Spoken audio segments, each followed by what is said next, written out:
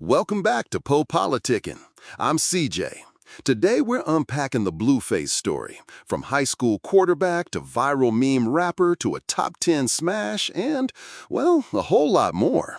This one's a tangled mix of internet mechanics, gang imagery, and questions about what counts as art in the streaming era. Maya, you ready? Yeah, CJ, let's go.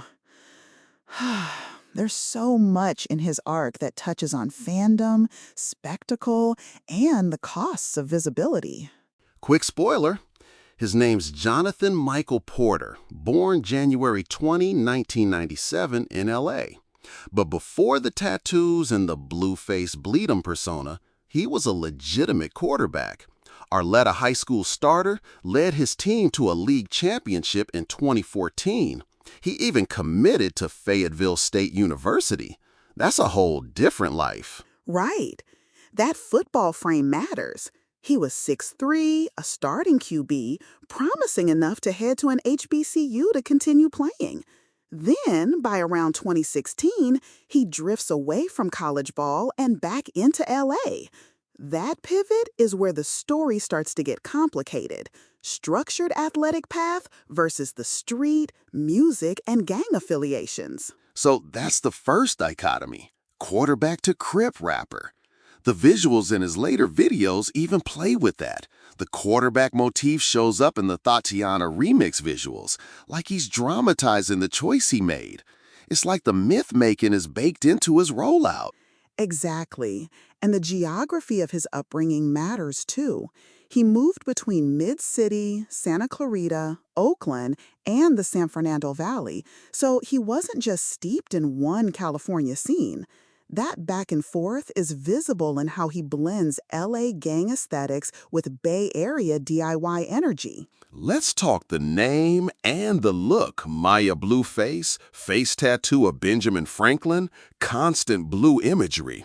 It's branding that's also shorthand for gang identity. Blue for Crips, Franklin for money.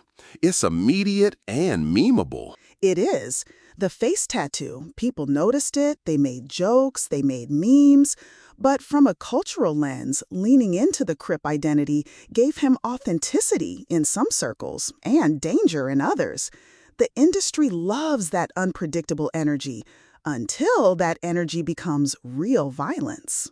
Yeah, one thing people remember early on is his offbeat flow.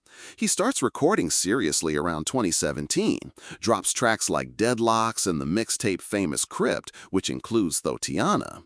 But the viral moment that put him on the map was 2018's Respect My Crippin' video. Everybody was like, what is he doing with the beat?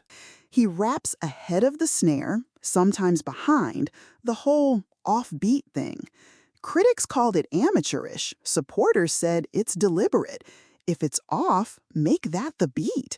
That debate, lack of technical skill versus stylistic innovation, becomes central to how people talk about him. And then the social engine took over. World star, Instagram, high school appearances. There was that genius IG story contest where he let fans pick which high school he'd visit. Pasadena won. Those visits turned into viral moments, teenagers mobbing him, clips everywhere. That was raw, direct marketing. No radio first, no traditional PR. He plugged directly into youth culture. That's the post-SoundCloud playbook. Build raw internet energy and let algorithms do the rest. He also had help from industry cosigns. November 2018, he signs to Cash Money West, managed by WAC 100, with distribution through bigger channels. And he posted studio clips with big names, Drake, Quavo, visuals that signaled, I'm moving up. Cole Bennett and Lyrical Lemonade were huge too. Bleed It teaser with Einer Banks, then the official video on Lyrical Lemonade that pulled millions in a day. That's the classic 2018-2019 play. Viral visuals plus influencer channels that translate internet fame into mainstream attention. And then, Thotiana. The song was technically on his 2018 mixtape, but got re-pushed in 2019 with label backing. Minimal, bouncy beat, explicit, club, and strip club oriented. He said he wanted something groovy, a booty-shaking record. It became a dance moment, the bust down move, the yeah-ite ad-lib. Remixes sealed the deal. Yai G hopped on a remix where Blueface plays the high school QB breaking rules, very on the nose. Then Cardi B's remix in February 2019 pushed it even further into pop. Those Cole Bennett videos racked up huge views. The Cardi version hit hundreds of millions pretty fast. Charting numbers are objective. Thotiana debuted on the Hot 100 at hashtag 75 in late January 2019 and climbed to a peak of hashtag 8. Billboard later named it one of the top songs of 2019, ranking it hashtag 26, the kind of crossover few rap tracks achieved that year. By late March 2019, it had massive radio audience numbers and strong streaming equivalents. But here's where the analysis gets thorny. On one hand, it's a perfect case study in how memetics can create a global pop hit. World star, IG virality, lyrical lemonade, YG remix, Cardi remix, top 10. It's almost algorithmic. On the other hand, there's the critique. Is this artistry or a meme that turned into a hit because it was easy to parody and spread? And there's the misogyny angle. Thotiana centers a slur, thought, a word that's been used derogatorily toward women, though it morphs in usage. For some listeners, it's party music. For others, it's normalizing disrespect toward women. That debate connects to bigger conversations about strip club rap and how youth culture interprets those messages.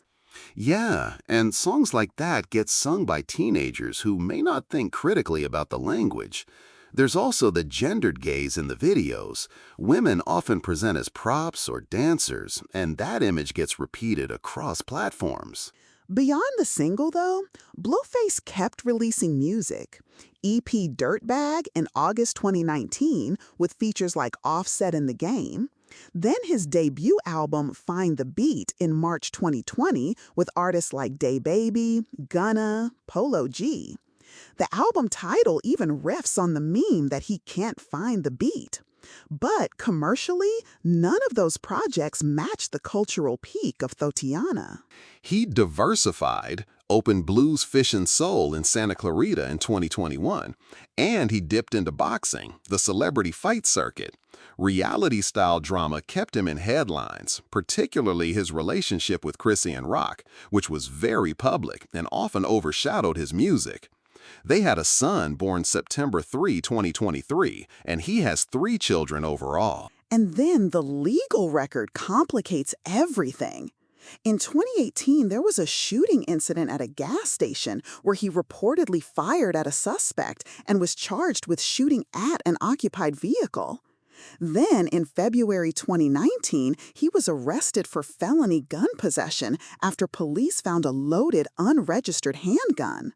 Fast forward, in October 2022, he was involved in a Las Vegas shooting and faced attempted murder and related charges, then arrested in November 2022. By October 2, 2023, he was sentenced to 3 years probation with potential prison if violated. January 12, 2024, there was an arrest for violating probation. And in August 2024, he was sentenced to 4 years in prison tied to a 2021 battery case plus the probation violation. Whoa, that's a heavy trajectory viral fame. On one side, escalating legal consequences on the other. It raises the question, when artists lean into gang imagery for branding, how much of that persona is performance and how much drags them into real legal and personal risk? And who profits from that spectacle? The industry certainly benefits when chaotic energy sells records and streams. But when the spectacle translates into violence, incarceration, or family harm, the same system often turns away. So Maya, short answer, is he an innovator or a meme? Is his offbeat flow a new rhythmic approach or just not being on the beat? Both, honestly. From a cultural perspective, he represents a moment. Charisma and memeability can be as crucial as technique in the streaming era.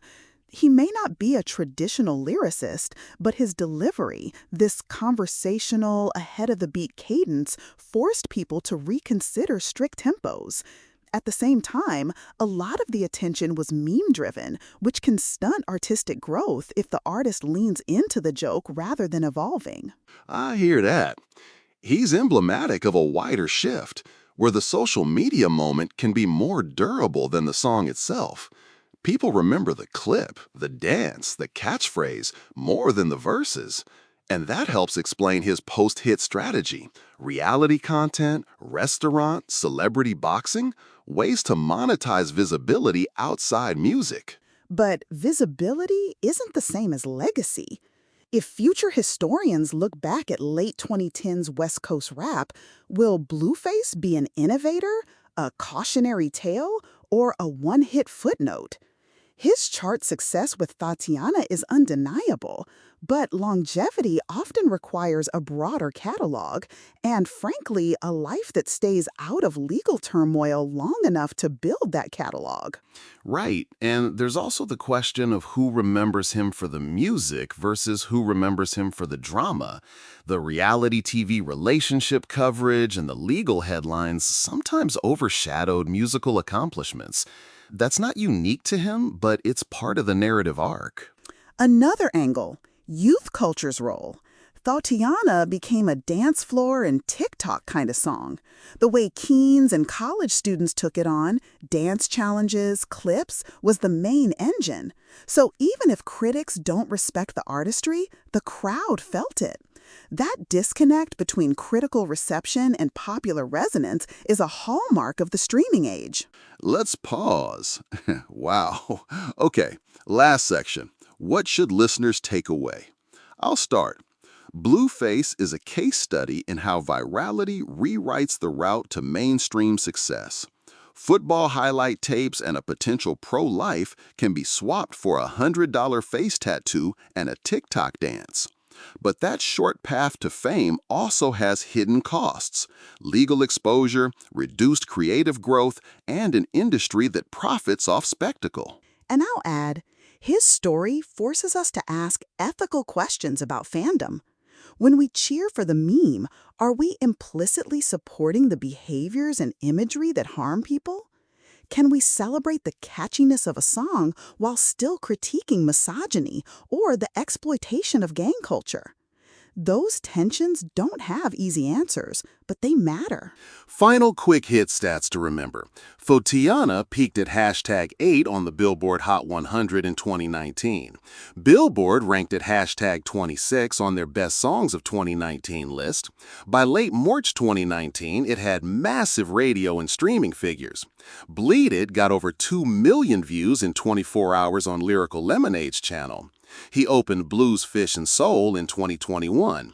And legally, the arc includes the 2018 gas station shooting charge, 2019 gun possession arrest, the 2022 Las Vegas shooting charges, the 2023 probation sentence, and 2024 probation violation and later sentencing to 4 years. Keep all that in mind when you think about how eras are remembered. Sometimes a single track captures a moment, sometimes it's a longer body of work. Blueface definitely captured a late 2010s, early 2020s cultural moment. Loud, messy, and internet native. Maya, any last words? Just this. Watch the system as closely as you watch the songs. Artists like Blueface show us how fame can be engineered, how the market rewards spectacle, and how quickly a career can pivot from viral success to personal and legal crisis. It's complicated and kind of tragic if you ask me. Complicated and tragic, yeah. All right, listeners, that's our deep dive on Blueface, the rise, the hit, the controversies, and the open questions about legacy. If you like this episode, share it and drop us your thoughts. Was he a stylistic innovator or just a viral moment? We want to hear which lane you put him in. I'm CJ. And I'm Maya. Thanks for listening to PoPolitickin. Stay curious and be careful who you let shape your streaming playlists.